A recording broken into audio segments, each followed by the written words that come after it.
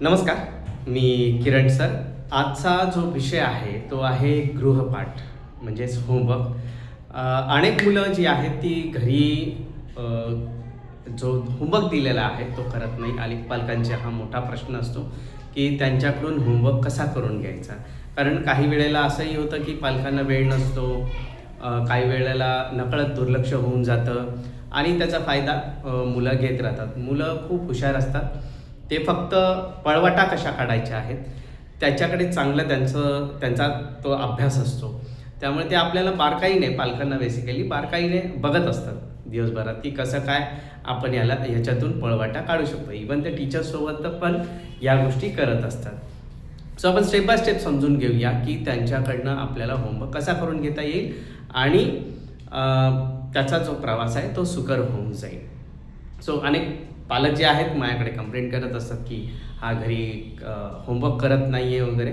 तर मग मी त्यांना काही बेसिक प्रश्न विचारतो की होमवर्क करत नाही याची कारणं काय आहेत मुळात. तर त्यांचं म्हणणं असतं हा मोबाईलवर खूप असतो, त्यानंतर तो बाहेर खेळायला जातो, बाहेरची पोरं येतात मग ती त्याला बोलवतात, मग ह्याला राहवत नाही, किंवा बाहेर पोरं खेळायला लागली आणि हा काहीतरी करत असेल अभ्यास तर मध्येच सोडून जातो वगैरे. तर मुळातच आपण त्यांना एक डिसिप्लिन लावलेला नसतो. तो डिसिप्लिन लावणं गरजेचं आहे. सो पहिली गोष्ट मला असं वाटतं पालक जी चुकीची करतात ती म्हणजे अनेक पालक मुलाला मोबाईल घेऊन देतात. म्हणजे इवन मी बघितलेलं आहे की 5वी 6वी 7वीतल्या मुलालाही मोबाईल सेपरेट घेऊन दिलेले आहेत आणि त्याचे दुष्परिणाम जे आहेत ते त्यांच्या शरीरावर, डोळ्यांवर आणि इतर अवयवांवर दिसून येतात.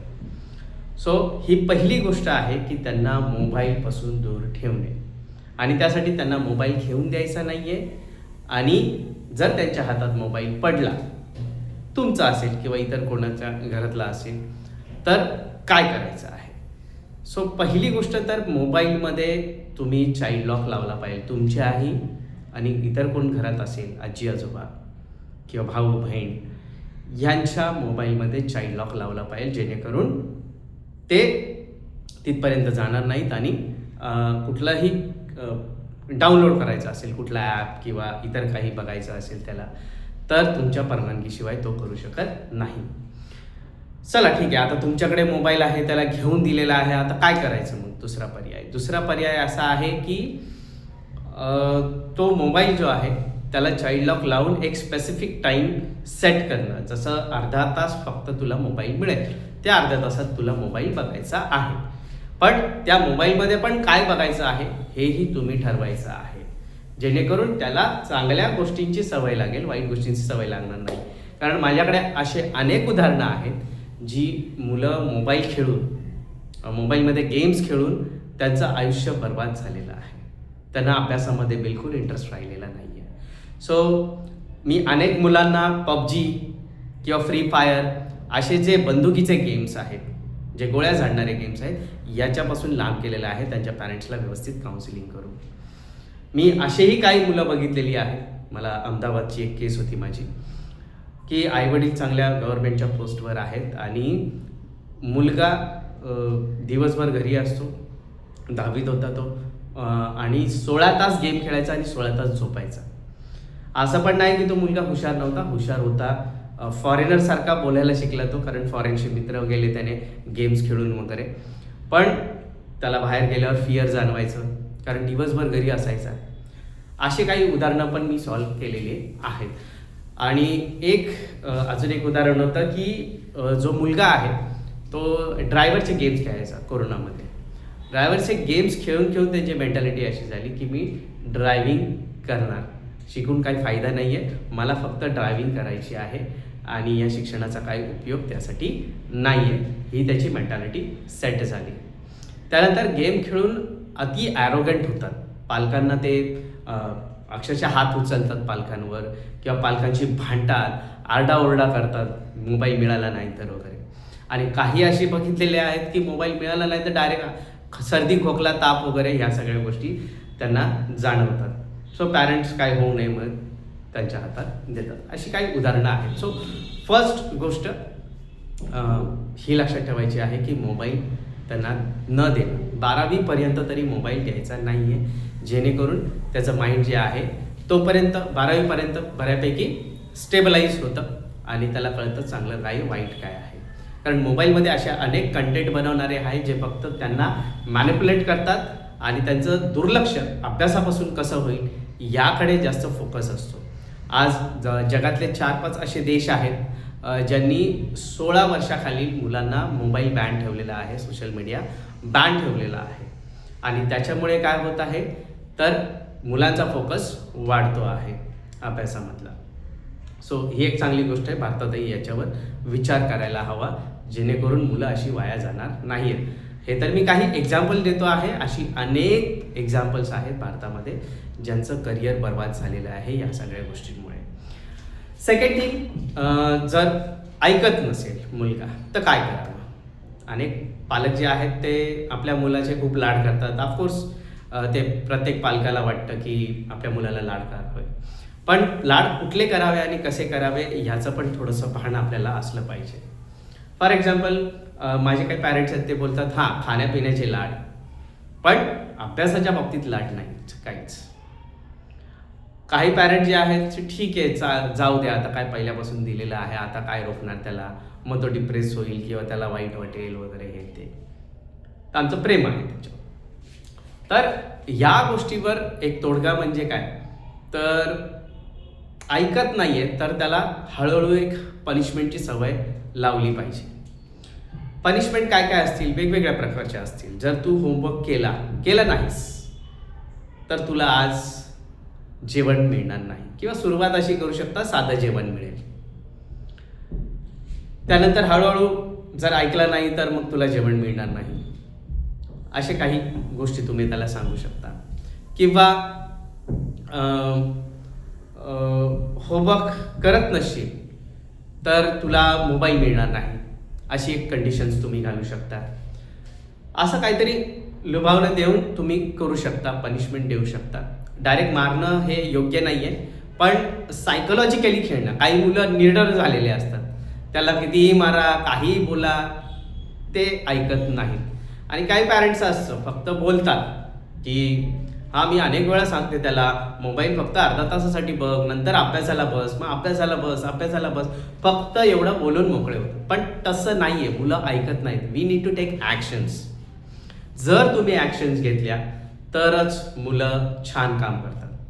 त्यांना माहिती आहे ही बोलून बोलणार आहेत पॅरेंट्स, अजून पुढे काही करणार नाही आहेत. शिक्षकांचं पण असंच असतं. जो फक्त शिक्षक बोलतो, धमकी देतो मुलांना, स्टुडंटला माहिती आहे दरवेळी हा धमकी देतो, हा ॲक्शन काय नाही घेणार. सो त्यासाठी तुम्ही ॲक्शन घेतल्या पाहिजेत. अशा छोट्या छोट्या पनिशमेंट्स त्यांना दिल्या पाहिजेत. घराच्या बाहेर नाही पडला पाहिजे, खेळायला नाही दिलं पाहिजे, किंवा मोबाईल नाही दिला पाहिजे, किंवा कधीतरी जेवण नाही मिळणार तुला, कधी साधं जेवण मिळेल वगैरे. बाकी सगळे लाड पण होणार नाही. हा संदेश त्यांच्यापर्यंत गेला पाहिजे, जेणेकरून ते अभ्यासाला चांगल्या प्रकारे लागतील. त्याच्या पुढचं, काही मुलं जी असतात ती त्यांना असं जाणवतं की आता काय गरज नाही आहे सुरुवातीला होमवर्क करायची, अजून एक्झाम लेट आहे. तर त्यामुळे ते सांगतात की गरज नाही आहे, एवढ्या लवकर काय करू, एक्झाम तर एवढ्या लेट आहे वगैरे हे ते, आणि असे अनेक कारणं देत असतात. तर त्यांना आधीच सतर्क करून ठेवणं महत्त्वाचं असतं की आधीच तू या सगळ्या गोष्टी कर, जेणेकरून नंतर लोड येणार नाही. ओके.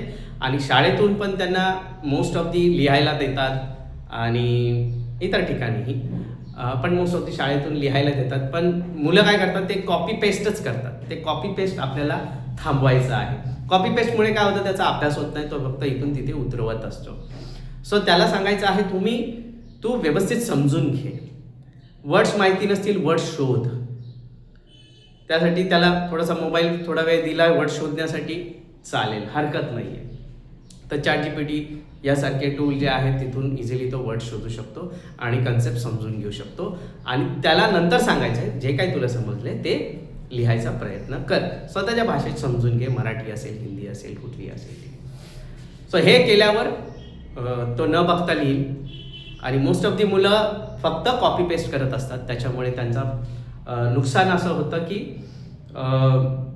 ते एक्झाममध्ये व्यवस्थित लिहू शकत नाही. सो आपल्याला त्यांना कॉपी पेस्टकडे न वळवता अंडरस्टँडिंगकडे वळवायचं आहे. अनेक मुलं बायहार्ट पण करतात. हा सर्वात मोठा वीक पॉईंट आहे स्टुडंट्समधला. आणि एज्युकेशन सिस्टममध्ये पण सांगितलं जातं की तुम्ही बायहार्ट करा, विच इज व्हेरी रॉंग. मी माझ्या इथे विद्यार्थ्यांना जे काही क्लासमध्ये येतात त्यांना कधीही बायहार्ट करायला सांगत नाही. इवन त्यांच्या तोंडून बायहार्ट हा शब्द पण निघत नाही इथे आल्यावर.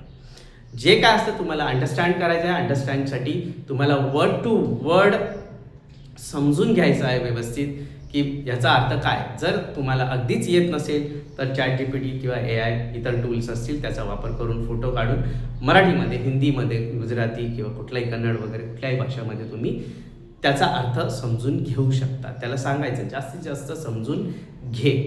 पण अनेक मुलं मोबाईल घेतात आणि वेगळीकडे वळतात. तर त्यांच्याकडे तुम्हाला सांगितलेलं आहे त्याप्रमाणे चाइल्ड लॉक लावायचा आहे, जेणेकरून तो इतर कुठे शिफ्ट होऊ नये.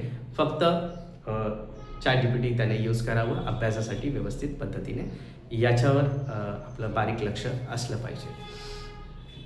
तर हे अंडरस्टँडिंगने केलं तर त्याला इझिली समजेल आणि तो पुढे फटाफट जाईल आणि कमी वेळेत तो सगळा त्याचा अभ्यास करेल. बाहेटिंगकडे वळायला तर अनेक दिवस त्याला लागतील. त्यामुळे त्याला अभ्यासाचा कंटाळा येतो. होमवर्क वगैरे करणं याला जड जातं.